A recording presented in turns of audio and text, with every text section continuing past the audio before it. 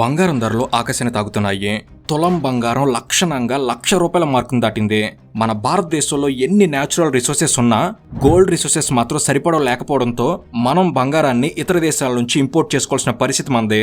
దేశంలో సంస్కృతి, సాంప్రదాయం, స్థిరాస్తి, పెట్టుబడి, భవిష్యత్తుకు భరోసా అంటూ ఇలా బంగారానికి ఏ దేశంలో లేని డిమాండ్ మన ఇండియాలో ఉంది.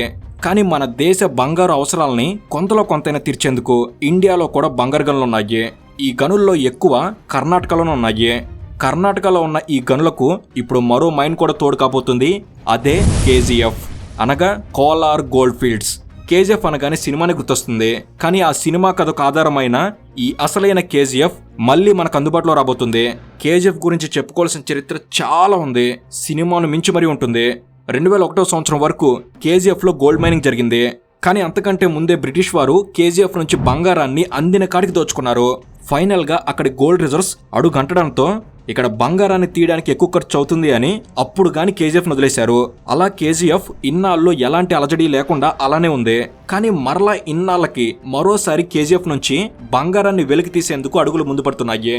బంగారం ధరలను, బంగారానికి ఉన్న డిమాండ్ని దృష్టిలో ఉంచుకుని కేంద్రం ఈ నిర్ణయాన్ని తీసుకుంది. కాబట్టి అసలు కేజీఎఫ్ కున్న చరిత్ర ఏంటి, కేజీఎఫ్లో ఇన్నాళ్ళు గోల్డ్ మైనింగ్ ఎలా జరిగింది, కేజీఎఫ్ని బ్రిటిష్ వారు ఎంతలో దోచుకున్నారు, ఇన్నాళ్ళు పనైపోయింది అని పక్కకు పెట్టిన కేజీఎఫ్ని ఇప్పుడెందుకు రీఓపెన్ చేస్తున్నారు, ఇలా ప్రతి ఒక్క ప్రశ్నకు సమాధానం ఈ ఒక్క వీడియోలో మీకు దొరకబోతుంది. వీడియోలో ఇన్ఫర్మేషన్ అనేది చాలా బాగుంటుంది. పూర్తిగా చూసిన తర్వాత మీరే మీ అభిప్రాయాన్ని చెప్పండి.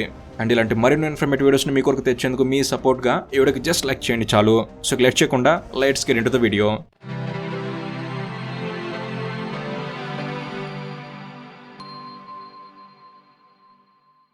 Kolar gold fields or Kolar gold mines, ఎలా పిలిచినా రెండు ఒకటే. సరే, కేజీఎఫ్ అనే 3 లెటర్ వర్డ్ బాగా పాపులర్ అయింది కాబట్టి మనం ఈ వీడియోలో కేజీఎఫ్ అనే మాట్లాడుకుందాం. మన దేశంలో గోల్డ్ రిజర్వ్స్ అనేవి చాలా లిమిటెడ్ ఏరియాస్లో మాత్రమే ఉన్నాయి. ఇండియా మొత్తంగా చూసుకుంటే ప్రస్తుతం యాక్టివ్లో ఉన్న గోల్డ్ మైన్ కేవలం ఒక్కటే. అది కూడా సౌత్లోని కర్ణాటక రాష్ట్రంలో ఉంది. మొదటి నుంచి కూడా నార్త్లో గోల్డ్ మైన్స్ అనేవి చాలా తక్కువ. అదే సౌత్ విషయానికి వస్తే సౌత్లోనే ఒక కర్ణాటకలోనే ఇప్పటి వరకు 5 గోల్డ్ మైన్స్ అనేవి కనుగొనబడ్డాయి. అయితే వీటిలో మాత్రం ప్రస్తుతం ఒక్కటే యాక్టివ్గా ఉంది. అదే కర్ణాటకలోని పుట్టి గోల్డ్ మైన్. ప్రతి సంవత్సరం ఈ మైన్ నుంచి 1.8 టన్నుల బంగారాన్ని వెలికితీస్తున్నారు. ఈ ఒక్క మైన్ మినహా దేశంలో మరెక్కడ గోల్డ్ ఎక్స్ట్రాక్షన్ జరగడం లేదు. అయితే ఇప్పటివరకు చెప్పుకున్న అన్ని మైన్స్ కన్నా అతిపెద్ద చరిత్ర కలిగిన మైన్స్ మాత్రం కోలార్ గోల్డ్ ఫీల్డ్స్, అదే కేజీఎఫ్ అనే చెప్పాలి. దక్షిణ కర్ణాటక జిల్లా అయిన కోలార్ జిల్లాలో ఈ కేజీఎఫ్ ఉంది. కోలార్ డిస్టిక్ హెడ్ క్వార్టర్ నుంచి 30 కిలోమీటర్ల దూరంలో ఈ కేజీఎఫ్ ఉంటుంది. కర్ణాటక, ఆంధ్రప్రదేశ్, తమిళనాడు ఈ 3 సదరన్ స్టేట్స్ మీట్ అయ్యే బోర్డర్కి దగ్గరలో ఈ కేజీఎఫ్ ఉంటుంది. చరిత్రలో క్రీస్తు పూర్వం 2000 సంవత్సరాల క్రితం నుంచే దేశంలో బంగారం వాడుకలోకి వచ్చింది. దేశంలో మొట్టమొదటిసారిగా బంగారాన్ని వెలికితీసిన ఆనవాళ్లు ఈ ప్రాంతంలోనే ఉన్నాయి. చారిత్రక ఆధారాల గురించి వెతకడం మొదలు పెడితే కేజీఎఫ్కు సంబంధించిన అనేక కథలు వినిపిస్తున్నాయి. కానీ కథలకు, కథనాలకు సంబంధించిన ఖచ్చితమైన ఆధారాలు మాత్రం కనిపించడం లేదు. కాబట్టి యాన్షియంట్ మెడివల్ హిస్టరీ గురించి కాకుండా కేజీఎఫ్కు సంబంధించిన మోడర్న్ హిస్టరీ గురించి మాత్రమే మనం మాట్లాడుకుందాం. 1799లో బ్రిటిష్ వారికి టిప్పు సుల్తాన్కి మధ్య సెరింగపట్నం యుద్ధం జరిగింది. ఈ యుద్ధంలో టిప్పు సుల్తాన్ బ్రిటిష్ వారి చేతిలో ఓడిపోయాడు. దాంతో మైసూర్ చుట్టుపక్కల ఉన్న టిప్పు సుల్తాన్ టెరిటరీ మొత్తాన్ని బ్రిటిష్ వారు స్వాధీనం చేసుకున్నారు. మైసూర్ని బ్రిటిష్ వారు సామంత రాజ్యంగా చేశారు. ఆ సమయంలో మైసూర్లో సర్వే చేయడానికి లెఫ్టినెంట్ వారెన్ నియమించారు. లెఫ్టినెంట్ వారెన్ తాను చేస్తున్న సర్వేలో భాగంగా కోలార్ ప్రాంతానికి వచ్చినప్పుడు ఆ ప్రాంతంలో బంగారం ఉందన్న విషయాన్ని కోలార్ లోకల్స్ లెఫ్టినెంట్ వారెన్తో చెప్పారు. ఈ ప్రాంతాన్ని గతంలో చోళులు పాలించారు. చోళుల కాలం నుంచే ఇక్కడ గోల్డ్ మైనింగ్ జరిగేది అని అక్కడ వారు వారెన్తో చెప్పారు. దాంతో లెఫ్టినెంట్ వారెన్ లోకల్స్తో మాట్లాడి కోలార్లో మట్టి నుంచి శాంపిల్స్ కలెక్ట్ చేసి టెస్ట్ చేయగా 54 కేజీల మట్టిని ప్రాసెస్ చేస్తే 1 గ్రాము బంగారం లభించింది. దాంతో కోలార్లో గోల్డ్ ఉందన్న విషయం లెఫ్టినెంట్ వారెన్కి అర్థమైంది. 1804 నుంచి 1860 వరకు కోలార్లో గోల్డ్ మైనింగ్ మీద రీసెర్చ్ జరిగింది.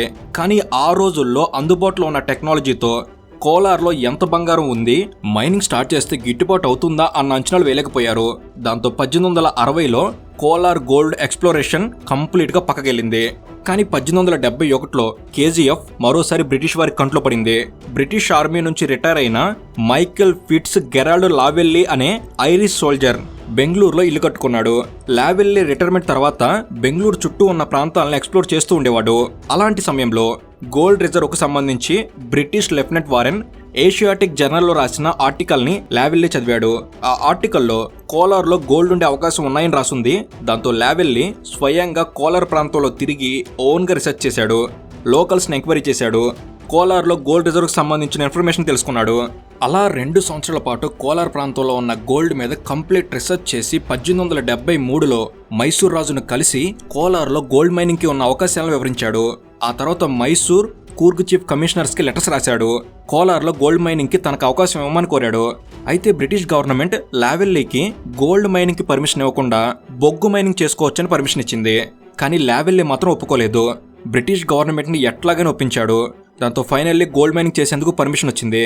దాంతో 1875 ఫిబ్రవరిలో లావెల్లీ కోలార్లో గోల్డ్ మైనింగ్ చేయడం స్టార్ట్ చేశాడు. అలా కోలార్ గోల్డ్ ఫీల్డ్స్ అదే కేజీఎఫ్ స్టార్ట్ అయింది. కానీ ఇక్కడ గోల్డ్ వెలికి తీసేందుకు లావెల్లీ యొక్క ఫైనాన్షియల్ కెపాసిటీ సరిపోలేదు. దాంతో బెంగళూరులో ఉంటున్న మరో 3 బ్రిటిష్ వాళ్ళు, Mackenzie, sir William, colonel William Albert Knott, వీళ్ళంతా కలిసి సిండికేట్గా ఫామ్ అయ్యారు. The Kolar concessionaires company limited పేరుతో కోలార్లో మైనింగ్ ఆపరేషన్ స్టార్ట్ చేశారు. ఇంగ్లాండ్, నార్వేల నుంచి మైనింగ్ ఎక్స్పర్ట్స్ని, ఇంజనీర్స్ని కోలార్కి రప్పించారు. అలా 1880 కల్లా కేజీఎఫ్లో గోల్డ్ మైనింగ్ స్టార్ట్ అయింది. లోతుకు వెళ్తున్న కొద్దీ కోలార్లో గోల్డ్ డిగ్గింగ్ పెరుగుతూ వెళ్ళింది. 1901 వచ్చేసరికి కోలార్ గోల్డ్ మైనింగ్ పీక్ స్టేజ్కి చేరుకుంది. మొదట్లో హోల్డ్ క్వాంటిటీ 30 జీపీటీ కన్నా తక్కువగా ఉండేది. కానీ రాను రాను 40 జీపీటీకి వెళ్ళింది. జీపీటీ అంటే గ్రామ్స్ పర్ టన్. అంటే 1 టన్ను మట్టిని ప్రాసెస్ చేస్తే 40 గ్రాముల బంగారం వచ్చేది. దాంతో కేవలం 10 సంవత్సరాల్లో 170,000 కిలోల గోల్డ్ని ఎక్స్ట్రాక్ట్ చేశారు. ఇక ఆ రోజుల్లో కేజీఎఫ్లో పనిచేస్తున్న లేబర్ అంతా ఇండియన్స్ ఉండేవారు. హయ్యర్ లెవెల్లో మాత్రమే బ్రిటిషర్స్ ఉండేవారు. ఇప్పట్లో ఉన్నట్టు అడ్వాన్స్డ్ మైనింగ్ ఎక్విప్మెంట్ అప్పట్లో లేదు. కనుక ప్రతి గ్రాము బంగారం వెనక భారతీయుల శ్రమే ఉండేది. ఏకంగా 24,000 మంది భారతీయులు కేజీఎఫ్లో పనివాళ్లుగా, బానిసలుగా పనిచేశారు. కానీ ఇక్కడి నుంచి తీసిన బంగారం మొత్తం ఇంగ్లాండ్కి ఎక్స్పోర్ట్ అయ్యేది. కోలార్ చుట్టూ బ్రిటిష్ వారు కాలనీస్ నిర్మించారు. జింకానాలు, బంగ్లాలు, క్లబ్ హౌస్లు, ఇలా కోలార్ని మినీ ఇంగ్లాండ్గా మార్చేశారు. బ్రిటిష్ వారి లగ్జరీల కోసం, అలాగే కేజీఎఫ్లో మైనింగ్ కోసం ఆసియా ఖండంలో జపాన్ తర్వాత మొట్టమొదటిసారిగా ఎలక్ట్రిసిటీ అనేది భారతదేశంలోని కోలార్లోనే పరిచయం చేశారు. 1902లో ఇండియాలో మొట్టమొదటి ఎలక్ట్రిక్ బల్బ్ కేజీఎఫ్లోనే వెలిగింది. ఆ రోజుల్లో మైసూర్ ప్యాలెస్లో కూడా పవర్ సప్లై ఉండేది కాదు. ఎలక్ట్రిసిటీ దేశానికి పరిచయం కూడా లేని రోజుల్లో, ఎలక్ట్రిక్ బల్బ్ అంటే ఏంటో కూడా తెలియని టైంలో కేజీఎఫ్లో మొట్టమొదటిసారిగా ఎలక్ట్రిక్ బల్బ్ వెలిగించారు.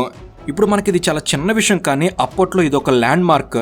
కర్ణాటక, తమిళనాడు రాష్ట్రాల మధ్య ఉన్న కావేరి నది మీద దేశంలోనే మొట్టమొదటి హైడ్రో పవర్ ప్లాంట్ నిర్మించారు. దాంతో ఈ ప్రాంతంలో సంవత్సరం పొడవునా ఎలక్ట్రిసిటీ అందుబాటులో ఉండేది. కేజీఎఫ్లో చాలా తక్కువ సమయంలోనే క్యాండిల్స్, కిరోసిన్ ల్యాంప్స్ ప్లేస్లో ఎలక్ట్రిక్ బల్బులు వచ్చేసాయి. ఎలక్ట్రిసిటీ అందుబాటులోకి రావడంతో కేజీఎఫ్లో day and night gold mining జరిగేది. కార్మికుల శ్రమను 24 గంటల పాటు ఉపయోగించుకుంటూ షిఫ్టుల్లో పనిచేయించుకున్నారు. అలా 1924 వచ్చేసరికి 16,000 అడుగుల లోతు వరకు కేజీఎఫ్లో మైనింగ్ జరిగింది. 16,000 అడుగుల లోతులో అత్యంత కఠినమైన వర్క్ కండిషన్స్ మధ్య ఇండియన్ వర్కర్స్ పనిచేసేవారు. 1930లో కేజీఎఫ్లో వర్కర్స్ కండిషన్ గురించి ఎంఏ శ్రీనివాసన్ ఒక రిపోర్ట్ తయారు చేశాడు. టెరిబుల్ వర్కింగ్ కండిషన్స్, తక్కువ జీతం, చిన్నపిల్లలను కూడా పనిలో పెట్టడం లాంటి విషయాల్ని ఆ రిపోర్ట్లో మెన్షన్ చేశారు.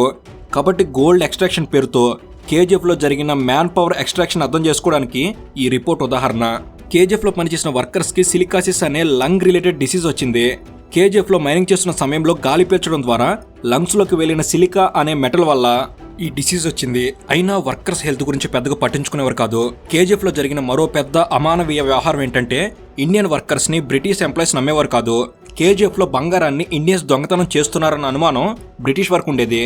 అన్అకౌంటెడ్ గోల్డ్ విషయంలో ఇండియన్స్ని చిత్రహింసలు పెట్టేవారు. అలా కేజీఎఫ్ గురించి చెప్పుకోవాల్సిన డార్క్ ఫ్యాక్టర్స్ చాలా ఉన్నాయి. ఇక 1940లో వచ్చేసరికి కేజీఎఫ్లో గోల్డ్ రిజర్వ్స్ తగ్గుతూ వచ్చాయి. దాంతో కేజీఎఫ్లో క్రమంగా మైనింగ్ యాక్టివిటీస్ కూడా తగ్గాయి.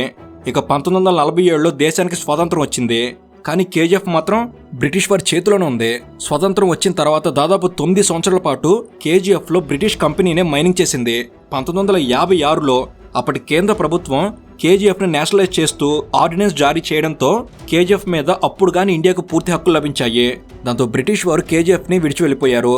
అయితే దేశంలో ఉత్పత్తి అయ్యే బంగారంలో 95% కేజీఎఫ్ నుంచి వచ్చేది. కానీ బ్రిటిష్ వారు వెళ్ళిపోయిన తర్వాత కేజీఎఫ్లో యాక్టివిటీస్ చాలా వరకు తగ్గాయి.